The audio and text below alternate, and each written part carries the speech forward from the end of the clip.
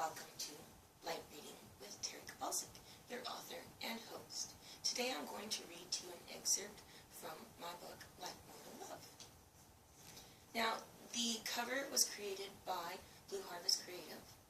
They did an excellent job. And then here's the back cover. And this whole, I'm dressing for the part. When you're reading a type of book like this, you kind of have to dress for the part, which brings me to the ability to talk about what's going on in the movies and what's going on in the book world, and how it seems though, the best sellers are the ones that, exercise, creative language in the sexual department. So, it kind of walks on a line, and everybody has their own preferences, and sometimes it can get us into trouble, right? Because we're writing one particular genre, and, it's not like we lead that kind of life, but then we have somebody, who's been reading it and just devouring, your romance, and, all of a sudden there's a level of inappropriateness. So, it's a fine line. So, because I'm an author of, I'd like to be known for quality and classiness, which is, of course, why I would wear this particular way. And I do write, for kids who, go hunting and fishing, and, the whole level of, the up and down of, is that appropriate for an author to be writing when they have so many genres? Now, this particular book, Mortal Love, was previously named I Am Who I Am. Now, it has gone through many stages, okay? It has gone through, when I was first writing it, I was reading the chapters to some people, and all I wanted to know, right, is if my main character was going to have intercourse with the other character. And, it's like, I'm writing a classy novel, right? So, for fun, to see the eyes dropped, and I couldn't just write it like just now. I had to go back and, when I was 20 years ago, and pick out a poem that I had written, which was, comedy to me, and intended for comedy. And so I put that in there, and then I read it to them, and their eyes went, right? It was quite fun. Because I was playing with them and how they, just had to have, that particular subject matter. And so this book has had that one particular poem in it. It's been published without the poem in it and with the poem in it. And now, again, I'm having it published without the poem in it. So making it about a PG-13, because I remember when I was about 13 years old, I was reading Jean M. Auel and Holy Doodle Batman. So, anyways, I'm going to read the back cover. This is, again, available on any Amazon website. The day I was born, my parents never thought that one day I'd outlive 160 generations of my grandchildren. It wasn't until I was burned at the stake that I fully realized the true consequences of my life. The never-ending cycle of leaving my loved ones behind as I changed from a man to a woman. It was like breathing. With every breath, my structure, my hair, and my voice changed. Looking back, being a man was safer. Then again, as a woman, it was nice to be in the background with no voice. Not that men would have listened anyway. It was easy to pretend to be dead as they laid me in the ground. And then I waited until the silence was deafening before I pushed away the dirt and breathed new life. I am nothing you have known. I've simply always been. Oh, itches. Makeup. I'm wearing makeup today. Itches. So, before I get into this, I wanted to talk to you about my fun level. I absolutely love the movie Forrest Gump. Any of my friends would know that I love Forrest Gump. And life is like a box of chocolates. You never know what you're going to get. And so, based on that inspiring, I wanted to write a book similar. So, what I did is I took, the idea, right, of writing fiction with some historical nonfiction, weaving it together, making a comedy, fun, how hilarious it would be to be an immortal, living through various times, being an assistant or, a secretary or something or rather in historical events, right? So that's where I, take some joy, because I got to learn a lot as well. And you get to learn what I learned through this book. I will say that at times it might seem a little hard to read, but if you look at the italicized font because there's a differentiation. That's like a diary entry, and that's how I was able to start the book, was I went and wrote diary entries. So when I was reading the information, I would have my little fun, and I'd write it as a diary entry. So, and that's how that started out. And so we actually have a multi-layer of complexity to Mortal Love. One is that we have an immortal. Her name is Shihili right now, and she's lived forever, right? And she's been a man and a woman, and so you get to read about her life, right? And then on another level, then we have an encounterment of somebody who's not supposed to be supposed to be around. It makes life a little bit more interesting. And then on a third level, we have the societal level of the subconscious that I'm talking to you about, is that she looks over her great-grandchildren because she is an immortal and she had that ability to have children. So, and the subtitle with the book actually kind of, now that you're, understanding it a little bit more, when you live forever, love is all that matters. So, and we're going to read, now I'm going to do the table contents because actually if you notice with Continuum on their titles, they're going with like minutes and time and all those kinds of things. So not that they're doing that now, but I did this, I wrote this in, I started it in about 2009 and then I fell asleep. And then with the improper medication levels, and then I started back up in, I believe, 2011. So anyways, so we have worldly times, good times, in time, with all the time in the world. Like sands through the hourglass, these are the days of our lives. It's all about timing and pastime. So I thought that maybe we would start off with chapter 1, maybe a little bit different because I've been choosing different ones. So chapter 1 is worldly times. She never gave it much thought when the motion detector alarms went off 3 days prior. She checked the video camera footage that encompassed her island. For the past 500 years, she'd been meaning to upgrade the surveillance system, but it seemed like there was something that needed to be done in addition to the regular daily activity routine. She wasn't ready to go back yet. The alarm had gone off, but there were live animals arriving in crates, totally ignorant that they had landed thousands of miles away from the United Nations. She had been on this island for 1,000 years, and during that time, a pair of each species had washed ashore. She released the animals, and they found their territory to live. The water of life healed any sickness, and after several months, the coats appeared to shimmer. The first time she looked, she never saw any crates, so she hit the reset button and carried on. The second time it went off, she looked, again, no crates. She was getting annoyed. I'll replace you if you go off again. I'll find you, darn defective motion detector. When it went off the third time, she let it beep for 23 minutes before finding the location where the motion was coming from. She saw that the shipwrecked man was laying face down within feet of the waterfall. It looked like he was crawling and fell down in utter exhaustion. She was soon standing over him, seeing if this person was alive. She lifted him into the air and levitated his body down to the door, which really looked like a cave, but the 30-foot corridor led into a multi-level underground cavern house. Now, where should I put you? She asked the unconscious man redundantly. She rotated his body so he was upright and started analyzing the corpse, spinning him slowly. Yes, now there's an interesting one. The hair, yeah, haircut is needed. His face could use a shave, and of course, a bath. Oh, that is going to be a problem. You must not drink the water of life, nor shower in it. Well, is it good as any time to hone my suggestion techniques?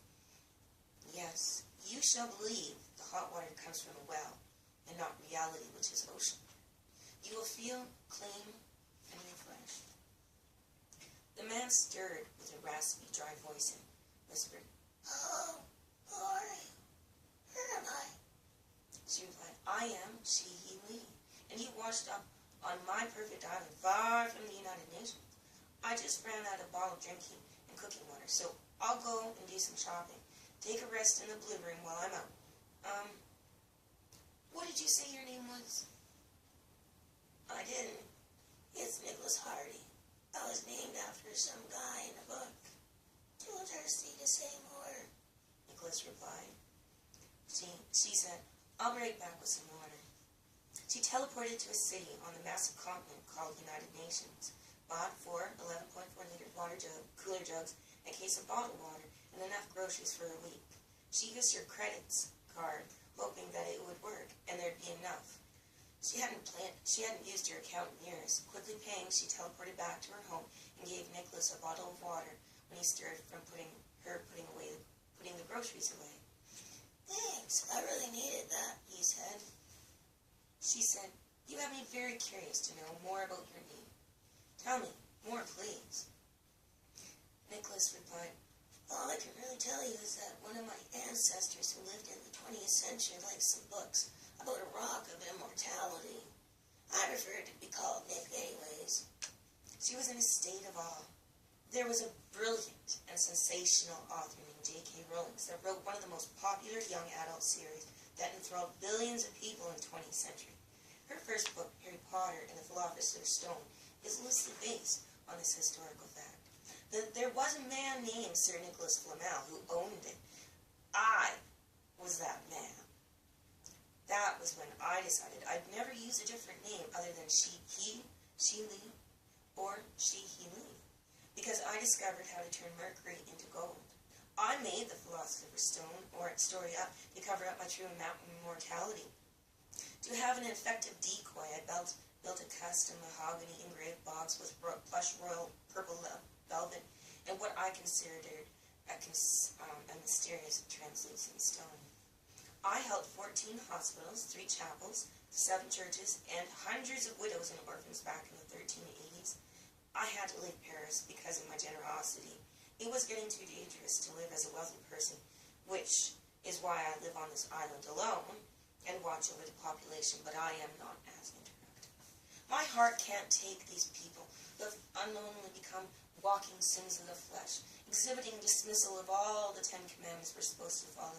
I was there with some of the greatest biblical figures in Christianity, and to be amongst what this world has become is frustrating. I never married again, I never opened my heart again, and I haven't made love since. Oh gosh, it feels like an eternity has passed, but it's only been about 2,000 years. I can't keep dying in front of my loved ones because of persecution. I wish my last wife, she was the last one, was able to bear children, but Jacques was like a son to me. He was an orphan that I helped guide into his true self, a prosperous person in all of what he wanted to do at that moment. Yeah, he was quite the character, that boy. I remember when he wanted to be a blacksmith, so he was trained. And when he mastered it, he became bored. And this one time he wanted to be a bricklayer. He built brick walls everywhere. Maybe it was that I paid him to provide privacy for the people who lived in my vast real estate collection. It was to protect them from the haters. I would check on him and his family over the years, and still do, in fact. When I visited, I'm always just an observer unless it can't be helped. And only then do they know me as a stranger.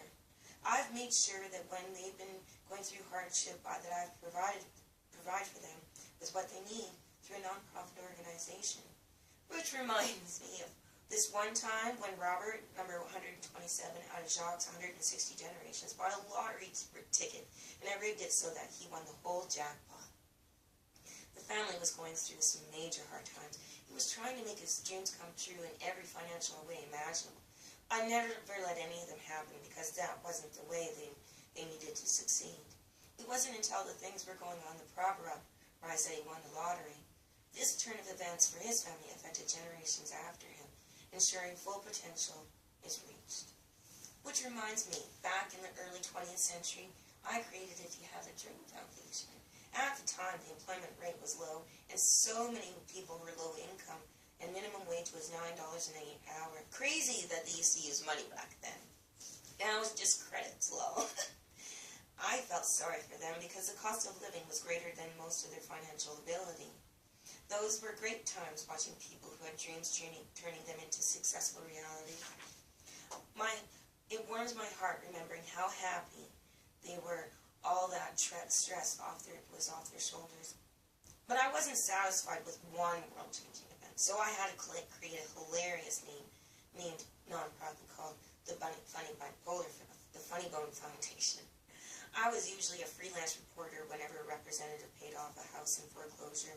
It was exciting, my heart always beating in anticipation of their joyous expression as we gave them their paid-in-full mortgage papers. I even went so far as to return the homes to owners who had lost them. I made sure that the new owners were compensated for their move and the initial moving setups. Those were the good old days. I'll show you the picture sometime. Nick's eyes were large, and in that instant, Lee said, "Normally I wouldn't say anything, but centuries have passed. Call it a midlife crisis, if you will. But being I am who I am, I shall never age. I shall never die. And unless I tell you of these occurrences, you'd never know I existed. You may not have met me, but I know for a fact I've interacted with your ancestors. Call me Lee. It is at this time I reveal myself as a woman, but over a history, I've been a man, and I was called Lee.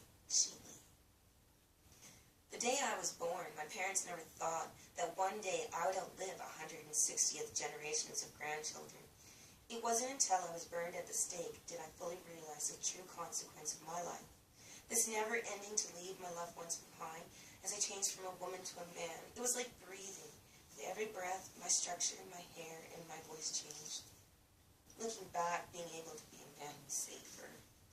Then again, being a woman, it was nice to be in the background with no voice. Not that, men would have listened anyways.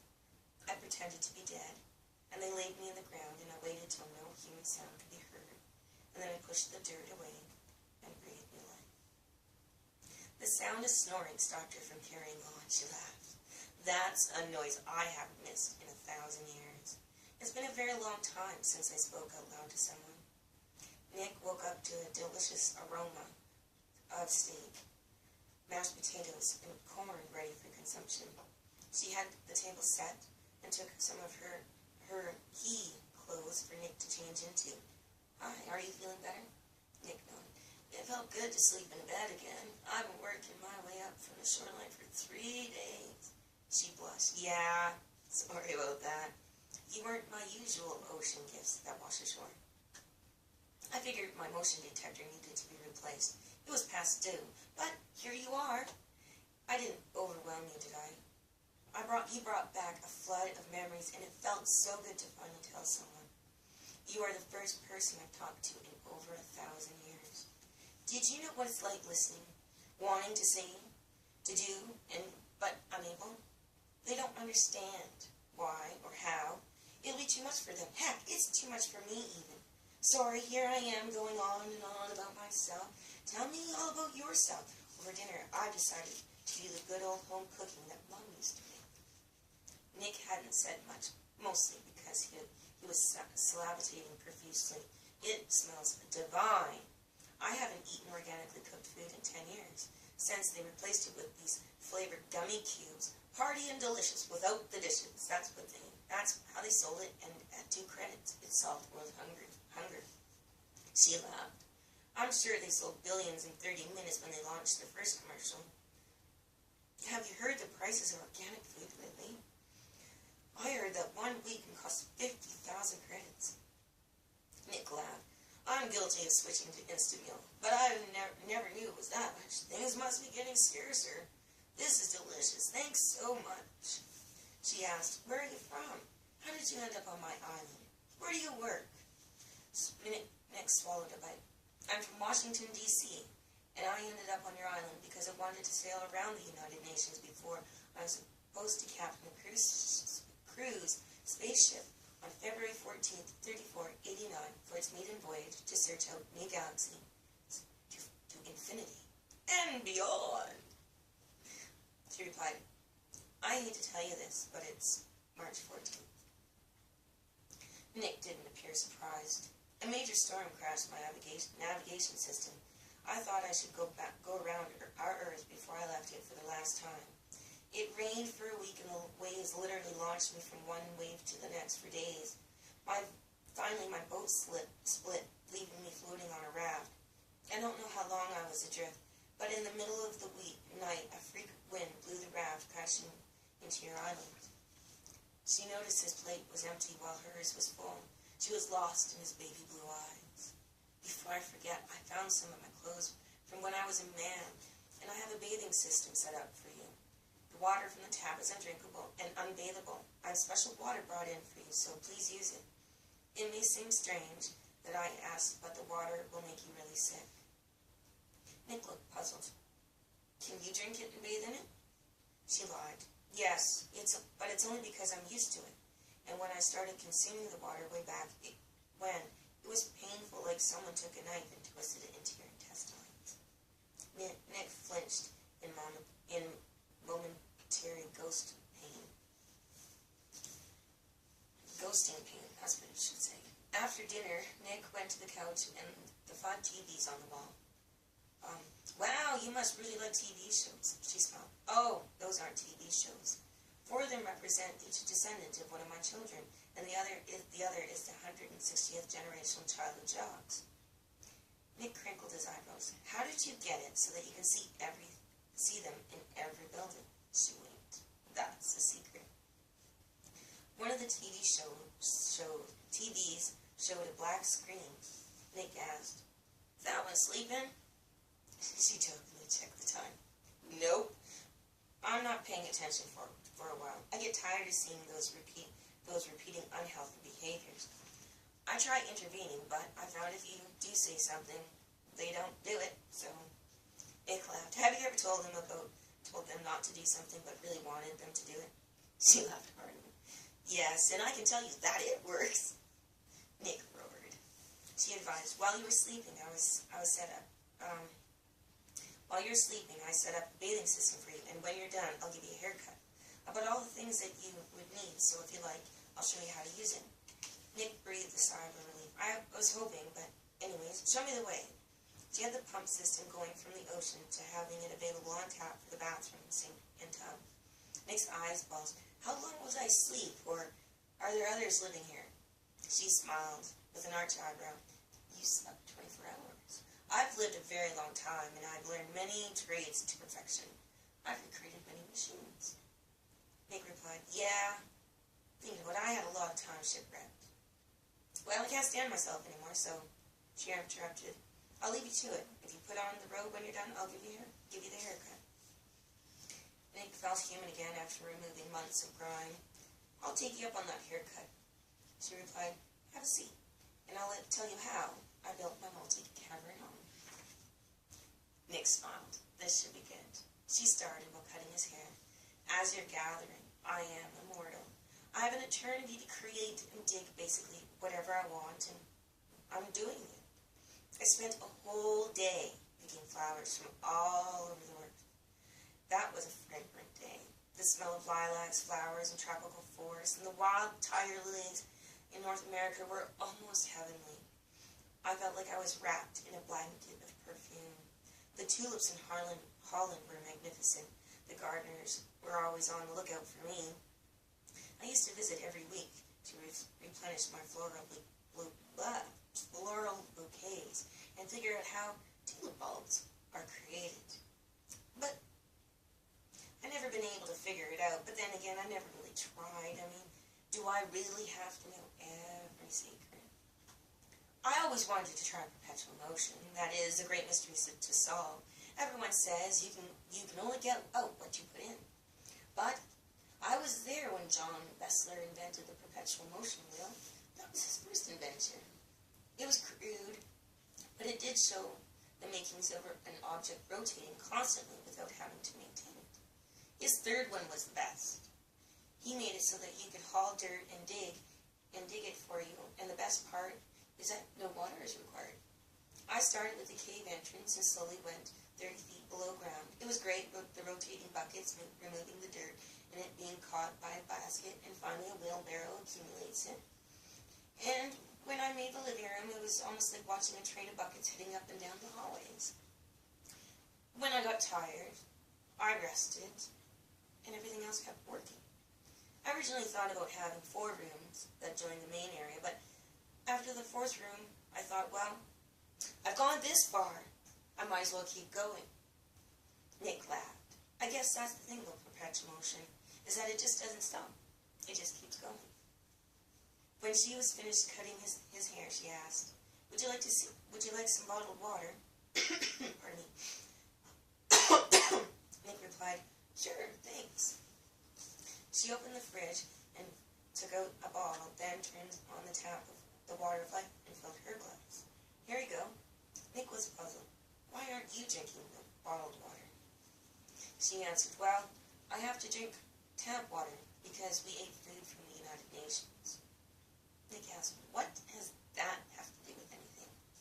She said, well, back in around 2500, Jesus descended to the earth, and billions of people were being christened in rivers, lakes, actually all water sources. And when they had the water poured over them, their sins of the flesh washed into the waterways. Nick was stumped. How do you know, and what does it look like? She returned. The sins of the flesh became a clear, oil-like substance.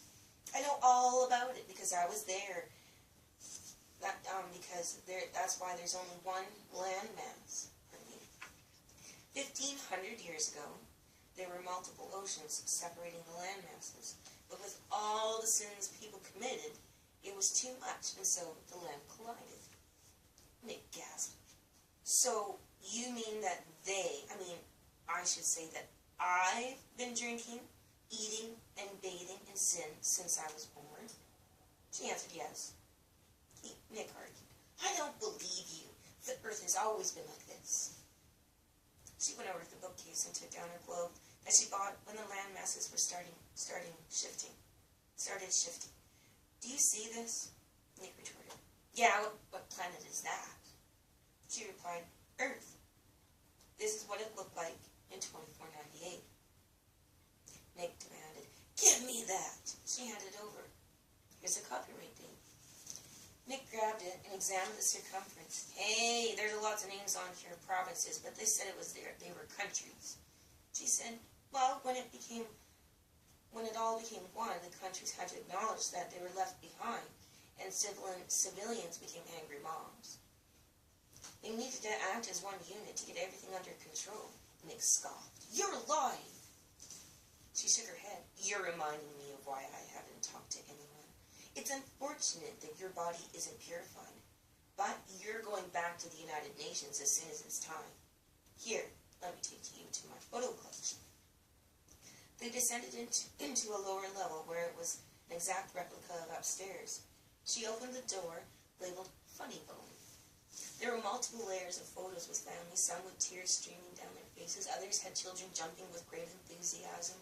Absorbing the proof, Nick asked, how many photos are posted up on the ceiling and the walls? She answered, I helped. 4,625,000 to be exact, until I stopped helping because the sin of greed was running rampant. By the time I helped 1 million people, the banks were started approving everybody because, regardless of income, because if it went to foreclosure, my nonprofit would bail them out. Nick asked, is that why housing is free?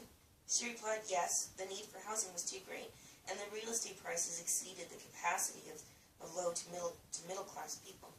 Nick was speechless, his eyes distracted by the encompassing faces. She said, I'll take you to the Dream Foundation. They crossed the living room to the opposite bedroom, where there were even more photos taking up every millimeter of surface. Nick was astounded. How many? She answered, 4,736,000. Then universities became free because I stopped helping again due to the sin of greed consuming the population.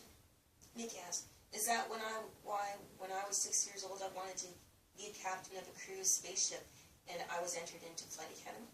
Yes, she answered. People who originally went through the program were beyond the success level that I could have imagined. So when children wanted to be a certain occupation, they were encouraged it. Nick replied, I'm grateful that I was encouraged, because if I wasn't, I wouldn't be a captain by the age of 36. Well, I'm tired, so I'd like to go to bed. She replied, you can stay in the room you woke up in. Good night. Nick returned, night.